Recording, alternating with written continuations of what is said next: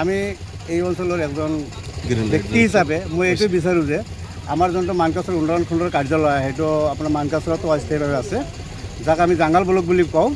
তো আমি সেই মানকাছাৰ অস্থায়ী ব্লকত যাব লগা হ'লে আমি মেঘালয় দি পাৰ হ'ব যাব লগা হয়।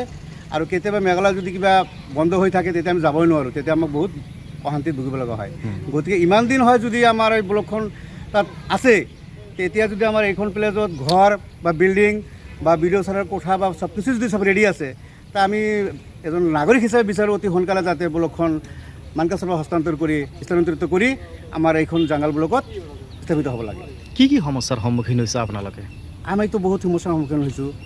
এক কথাত ক'বলৈ গ'লে ক'লোৱেই আমি যদি মানকাছাৰত আমি ব্লকত যাব লগা হয় তেনেহ'লে মেঘালয় দি পাৰ হৈ যাব লগা হয়। মেঘালয় বন্ধ থাকিলে আমি ভোগোঁ। আৰু অতি পিছমৰা আমাৰ এইখিনি ঠাই আমাৰ পানকাটা পঞ্চায়ত, যেনেকৈ আপোনাৰ দলবাৰী কওক, ধাপগুৰি কওক, কলবাংগা হওক, এইখিনি যদি আমি মানকাছাৰত যাব লগা হয় বহুত পিনে মেঘালয় হৈ ঘূৰি আহি আকৌ যাব লগা হয়। গতিকে ইয়াত যদি হয় আমাৰ নহয়, বহুত সাধাৰণ মানুহৰ বহুত উপকৃত হ'ব আৰু যিমান দিন ভুক্তভোগী হৈ ভুগিব লাগিছিল তাৰ পৰা পৰিত্ৰাণ পাব। ইয়াত কিবা ৰাজনৈতিক গন্ধ পাইছে নেকি? এনেকুৱা যেন ভাৱে হয়, মানে কিবা কৰি মানে মাজে মাজে শুনো যে এই অমুক তাৰিখত অলৰেডি ব্লক ইয়াৰ হ'বই, আকৌ কেইদিনমান পিছত শুনা পাওঁ যে টাইমটো চেঞ্জ হৈ গ'ল বা দিনটো হ'ল, আকৌ কেইদিনমান পিছত হ'ব। এইখিনি কথা আৰু। Thank you. এইটো মানে 2001 পৰাই যেনে আমাৰ বন্ধ হৈ আছে, ইয়াতে বিল্ডিং চিল্ডিং হৈ আছে। এইটো মানে জাংগাল ব্লক অফিচটো যেনে তেনে আহিব লাগে, এইটোৱে আমাৰ চৰকাৰৰ তাত আবেদন। মানে 1 বছৰ আগত শুনা পালোঁ আহি আছে কিন্তু এতিয়ালৈ অহা নাই। এইটো কিহৰ কাৰণে অহা নাই সেইটো আমি সঠিক কৰিব নোৱাৰোঁ। লাখ লাখ টকা খৰচ কৰি মেৰামতি কৰা হ'ল, নতুনকৈ পঞ্চায়তৰ ভৱন নিৰ্মাণ কৰা হ'ল, চৰকাৰী টকা অপচয় কৰা হৈছে।